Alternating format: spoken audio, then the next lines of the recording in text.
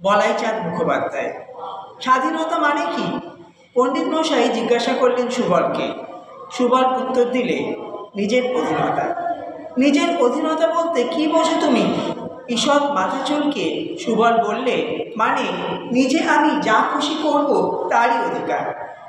তোমার নিজের যদি খুশি হয় চুরি করব, ডাকাতি করব, মাস্টার ঠ্যাঙাবো, পড়াশোনা করব না, সকলের অবাধ্য হব, তাহলে এই সব করবার অধিকার তোমাকে দেওয়ার নামই স্বাধীনতা? না স্যার। তাহলে? সুবল চুপ করে রইল। পণ্ডিত মশাই একে একে সব ছেলেকেই জিজ্ঞাসা করলেন। কেউ সদুত্তর দিতে পারলে না। সুবলই ক্লাসের মধ্যে সবচেয়ে ভালো ছেলে, সেই যখন পারলে না তখন আর কে পারবে? পণ্ডিত মশাই বললেন, এখন আমরা স্বাধীনতা পেয়েছি, এখন আমাদের ভালো করে বুঝতে হবে কথাটার মানে কি। সুবল, তুমি ঠিকই বলেছ। কথায় কথায় মানে করলে স্বাধীনতা মানে নিজের অধীনতাই বোঝায়, কিন্তু নিজের কথাটার বিশেষ অর্থ আছে একটা।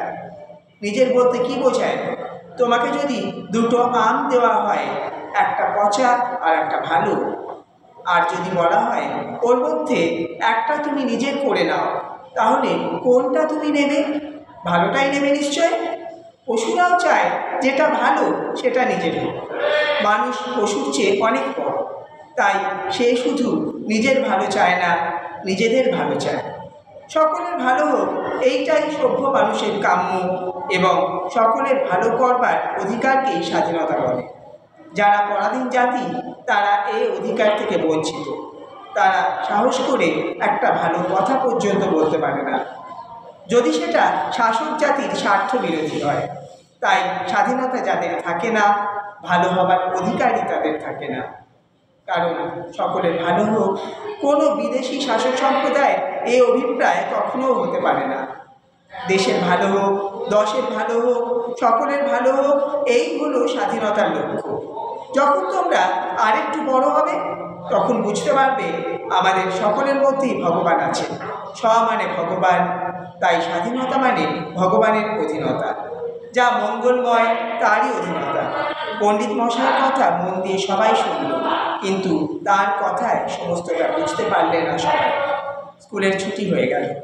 সুবল পণ্ডিত মশাইয়ের কথাগুলোই ভাবতে ভাবতে বাড়ি যাচ্ছিল। পণ্ডিত মশাই যা বললেন তা যেন বড্ড বেশি ঘোরালো বুঝে। ভগবান টগবান এনে এমন একটা ব্যাপার করলেন যে ঠিক বোঝা গেল না সবটা।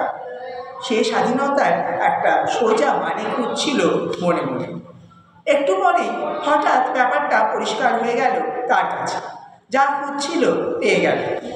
সেদিন সন্ধেবেলা সুবলের মা বেড়াতে যাচ্ছিলেন একজনের বাড়িতে। দূর সম্পর্কের আত্মীয় হন তারা। তাদের বাড়িতে কার যেন অসুখ করেছে। বেরোবার আগে মা সুবলকে বললেন, ওরে, ভাড়ার ঘরের তাকে দুটো আম আছে, যদি খিদে পায় তো তুই একটা নিস আর মনুকে একটা দিস। মনু তাদের দূর সম্পর্কের আত্মীয়, মা মরা ছেলে, তাদের আশ্রিত। মা চলে গেলেন এবং প্রায় সঙ্গে সঙ্গে খিদে পেয়ে গেল সুবলের। পড়ছিল। তড়াক করে উঠে ভাড়ার ঘরে চলে গেল সে।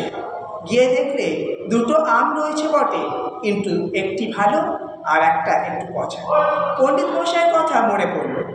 তিনি এই আমেরই উদাহরণ দিয়েছিলেন। যা ভালো সেটাকেই নিজের করে নেওয়া উচিত, এবং সেইটে নেওয়ার অধিকারকেই স্বাধীনতা বলে।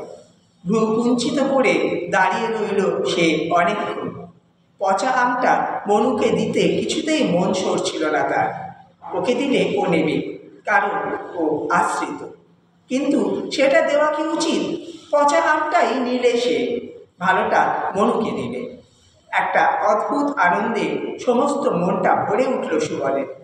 পণ্ডিত মশাইয়ের বাড়ি সুবলের বাড়ির কাছে। এক ছুটে সে চলে গেল পণ্ডিত মশাইয়ের বাড়ি।